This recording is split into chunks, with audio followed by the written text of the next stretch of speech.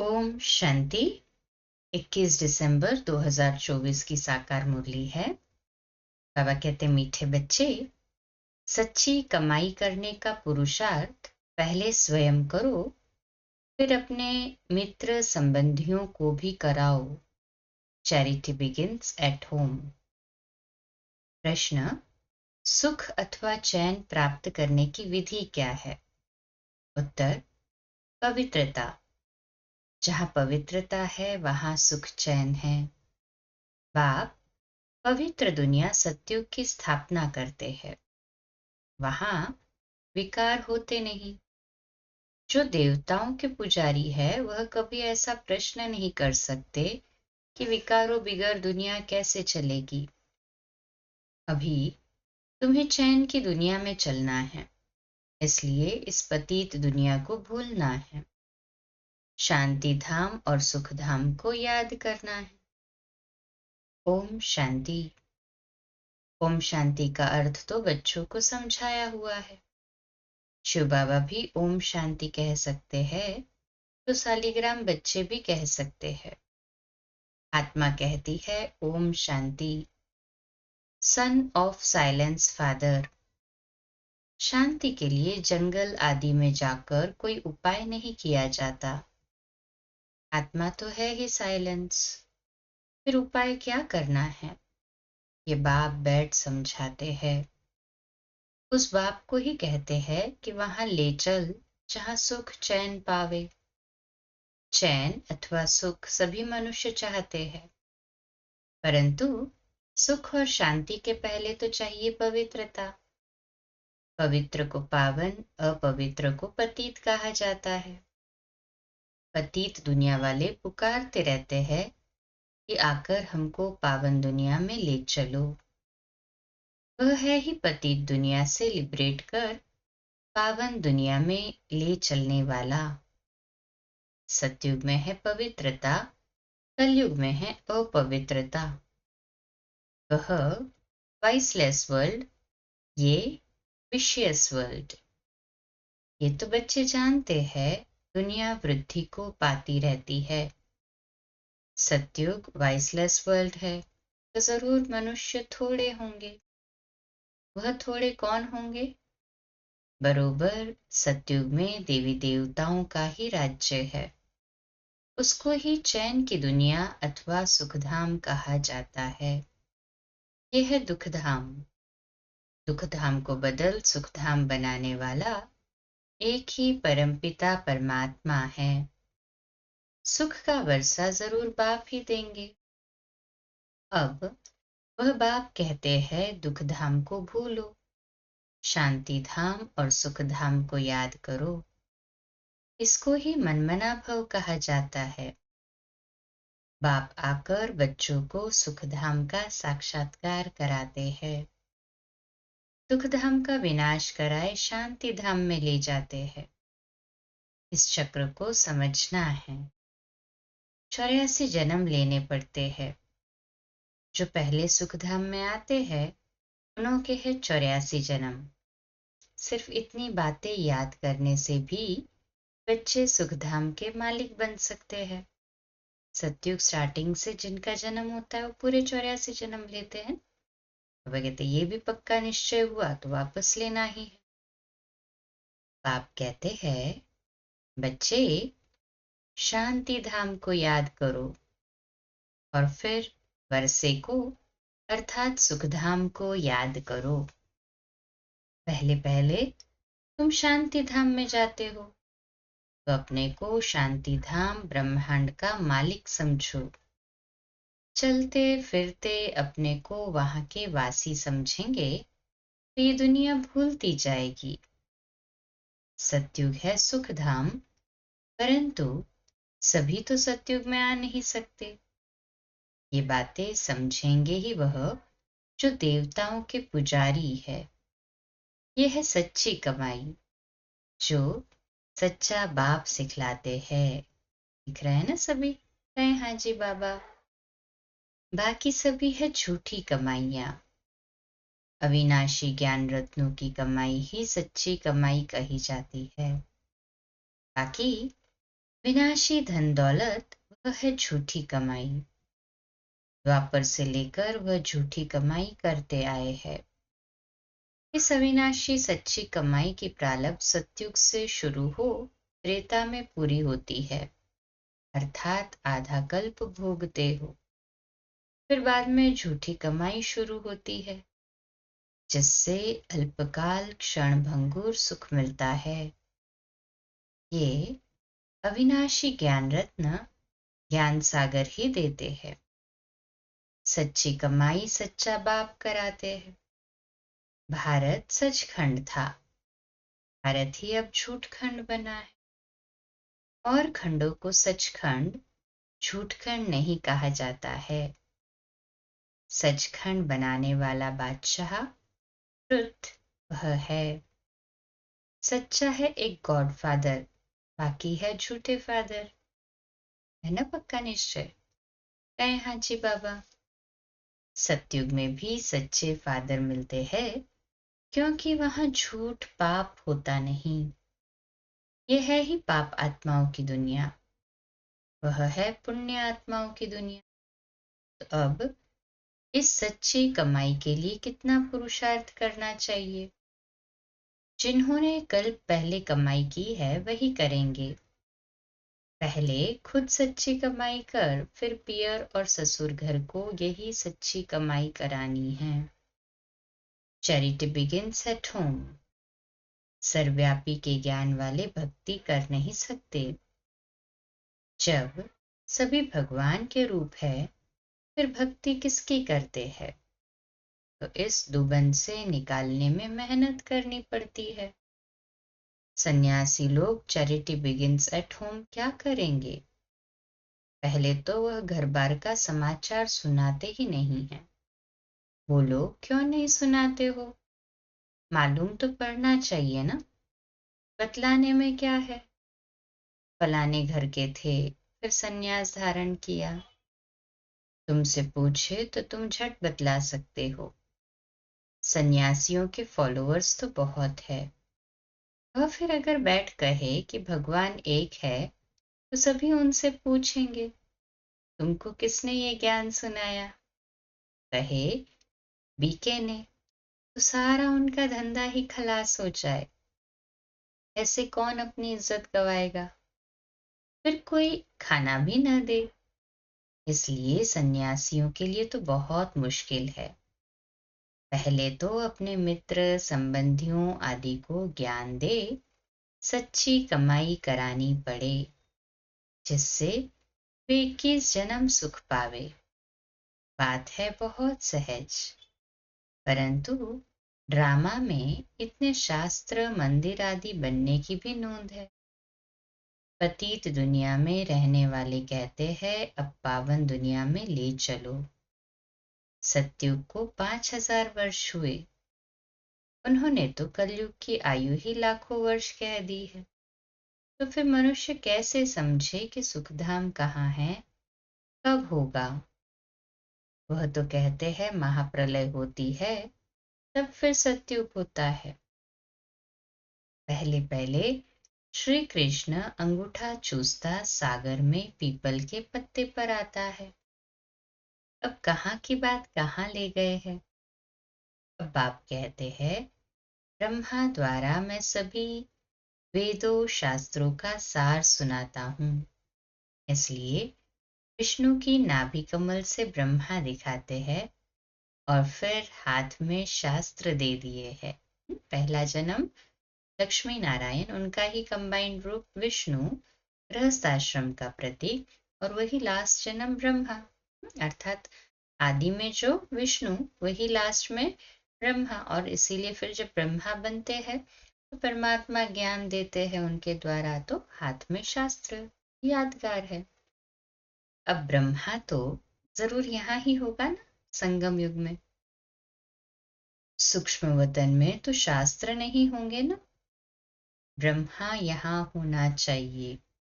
विष्णु लक्ष्मी नारायण के रूप भी तो यहाँ होते हैं। ब्रह्मा ही सो विष्णु बनता है, फिर विष्णु सो ब्रह्मा बनता है। अब ब्रह्मा से विष्णु निकलता व विष्णु से ब्रह्मा निकलता। ये सब समझने की बातें हैं, परंतु इन बातों को समझेंगे वह जो अच्छी रीति पढ़ेंगे। बाप कहते हैं अब तक तुम्हारा शरीर छूटे, बाबा कहते हैं जब तक तुम्हारा शरीर छूटे तब तक समझते ही रहेंगे। तुम बिल्कुल ही 100% बेसमझ कंगाल बन पड़े हो। तुम ही समझदार देवी देवता थे, अब फिर से तुम देवी देवता बन रहे हो। मनुष्य तो बना ना सके। तुम सो देवता थे, फिर 84 जन्म लेते लेते एकदम कलाहीन हो गए हो। तुम सुखधाम में बहुत चैन में थे, अब बेचैन हो। तुम 84 जन्मों का हिसाब बता सकते हो। इस्लामी, बौद्धि, सिख, ईसाई, मठपंथ सब कितना जन्म लेंगे? ये हिसाब निकालना तो सहज है ना? है हाँ जी बाबा। स्वर्ग के मालिक तो भारतवासी ही बनेंगे। सैपलिंग लगती है ना? ये है समझानी। खुद समझ जाए तो फिर पहले पहले अपने माता पिता, बहन भाइयों को ज्ञान देना पड़े। गृहस्थ व्यवहार में रहते कमल फूल समान रहना है, फिर चैरिटी बिगिंस एट होम। पियर घर ससुर घर को नॉलेज सुनानी पड़े। धंधे में भी पहले अपने भाइयों को ही भागीदार बनाते हैं। यहाँ भी ऐसे है। गायन भी है, कन्या वह जो पियर और ससुर घर का उद्धार करे। अपवित्र उद्धार कर नहीं सकते। तब कौन सी कन्या? ये ब्रह्मा की कन्या ब्रह्मा कुमारी है ना? यहाँ अधर कन्या कुंवारी कन्या का मंदिर भी बना हुआ है आबू में। यहाँ तुम्हारे यादगार बने हुए हैं। हम फिर से आए हैं भारत को स्वर्ग बनाने के लिए। ये देलवाड़ा मंदिर एक्यूरेट है। ऊपर में स्वर्ग दिखाते हैं। स्वर्ग है ही है तो यहाँ ही है ना, साकार मनुष्य लोक में ही। राजयोग की तपस्या भी यहाँ होती है। जिन्हों का मंदिर है उन्हों को यह जानना तो चाहिए ना।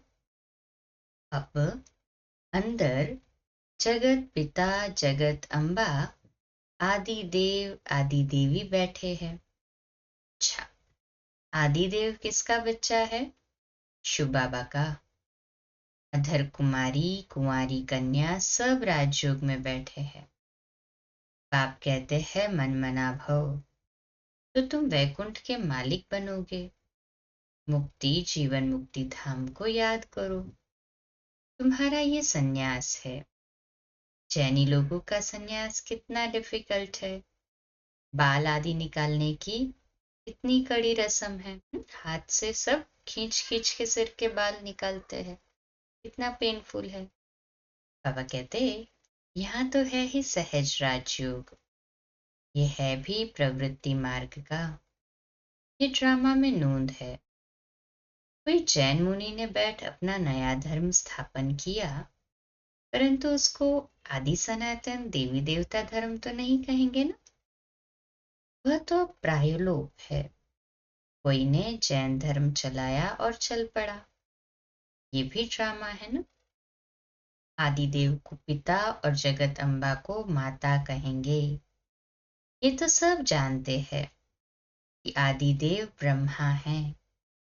आदम बीबी एडम ईव भी कहते हैं। क्रिश्चियन लोगों को थोड़ा ही पता है कि यह एडम ईव तब तपस्या कर रहे हैं। अभी ये तपस्या कर रहे हैं, ये तो नहीं जानते। मनुष्य सृष्टि के सीजरे के ये हेड है। आदि है ना, एडम ईव कहो या ब्रह्मा और मम्मा कहो। ये राज भी बाप बैठ समझाते हैं। इतने मंदिर शिव के व लक्ष्मी नारायण के बने हैं, तो उनकी बायोग्राफी जाननी चाहिए ना। कहे हाँ जी बाबा। ये भी ज्ञान सागर बाप ही बैठ समझाते हैं। परमपिता परमात्मा को ही नॉलेजफुल ज्ञान का सागर आनंद का सागर कहा जाता है। ये परमपिता की महिमा कोई साधु संत आदि नहीं जानते। वह तो कह देते परमात्मा सर्वव्यापी है, फिर महिमा किसकी करे। परमात्मा को न जानने के कारण ही फिर अपने को शिवोहम कह देते हैं। नहीं तो परमात्मा की महिमा कितनी बड़ी है। वह तो मनुष्य सृष्टि का बीज रूप है। मुसलमान लोग भी कहते हैं हमको खुदा ने पैदा किया, तो हम रचना ठहरे। रचना को वर्षा नहीं दे सकते। क्रिएशन को क्रिएटर से वर्षा मिलता है। इस बात को कोई भी नहीं समझते हैं। वह बीज रूप सत्य है, चैतन्य है। सृष्टि के आदि मध्य अंत का उनको ज्ञान है। सिवाय बाप के आदि मध्य अंत का ज्ञान कोई मनुष्य मात्र में हो नहीं सकता। बीज चैतन्य है तो जरूर नॉलेज उनमें ही होगी ना। हाँ जी बाबा। वही आकर तुमको सारे सृष्टि के आदि मध्य अंत का नॉलेज देते हैं। ये भी बोर्ड लगा देना चाहिए कि इस को जानने से तुम सतयुग के चक्रवर्ती राजा अथवा स्वर्ग के राजा बन जाएंगे। कितनी सहज बात है। बाप कहते हैं जब तक जीना है मुझे याद करना है। मैं खुद तुमको ये वशीकरण मंत्र देता हूँ। अब तुमको याद करना है बाप को। याद से ही विकर्म विनाश होंगे। ये स्वदर्शन चक्र फिरता रहे तो माया का सिर कट जाएगा। हम तुम्हारी आत्मा को पवित्र बनाकर ले जाएंगे, फिर तुम सतु प्रधान शरीर लेंगे। वहां विकार होता नहीं। कहते हैं विकार बिगर सृष्टि कैसे चलेगी। बोलो तुम शायद देवताओं के पुजारी नहीं हो।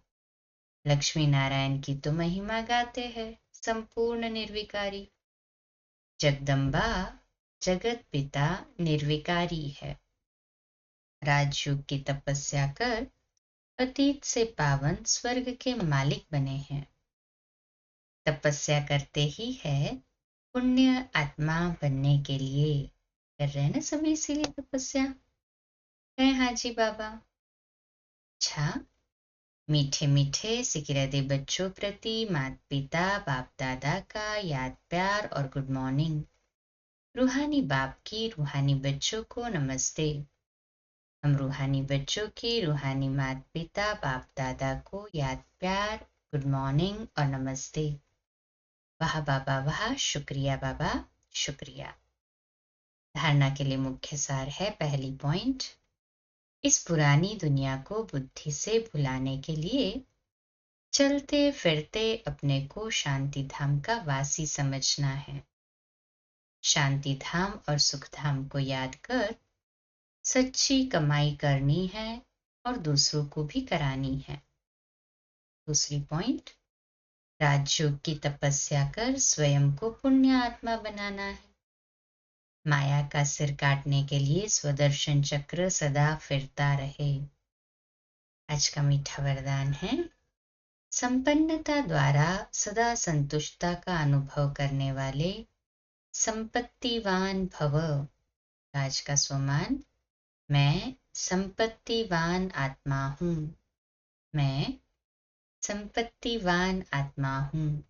विश्लेषण, स्वराज्य की संपत्ति है ज्ञान गुण और शक्तियां। जो इन सर्व संपत्तियों से संपन्न स्वराज्य अधिकारी है वह सदा संतुष्ट है। उनके पास अप्राप्ति का नाम निशान नहीं। हद के इच्छाओं की अविद्या, इसको कहा जाता है संपत्तिवान। वह सदा दाता होंगे, मांगता नहीं। वे अखंड सुख शांतिमय स्वराज्य के अधिकारी होते हैं। किसी भी प्रकार की परिस्थिति उनके अखंड शांति को खंडित नहीं कर सकती। स्लोगन है, ज्ञान नेत्र से तीनों कालों और तीनों लोकों को जानने वाले मास्टर नॉलेजफुल भव। आज का अव्यक्त इशारा है, सदा आज्ञाकारी बनकर रहो तो सर्व की दुआएं मिलेंगी। उन दुआओं के प्रभाव से दिल व मन सदा संतुष्ट रहेगा। बाहर की संतुष्टता नहीं, लेकिन मन की संतुष्टता, और मन की संतुष्टता यथार्थ है, आज्ञाकारी है, दुआएं हैं, तो सदा स्वयं और सर्व डबल लाइट रहेंगे। उनका चेहरा सदा प्रसन्नचित दिखाई देगा। प्रसन्नचित अर्थात सर्व प्रश्नों से न्यारा। क्यों, क्या, कैसे, ये सब प्रश्न समाप्त। अच्छा, कम बोलो, धीरे बोलो, मीठा बोलो, सत्य बोलो, सोच समझकर बोलो। निमित्त भाव, निर्माण भाव, निर्मल वाणी। आज का नया दिन आप सभी को मुबारक हो, मुबारक हो, मुबारक हो। शुभ दिवस। ओम शांति।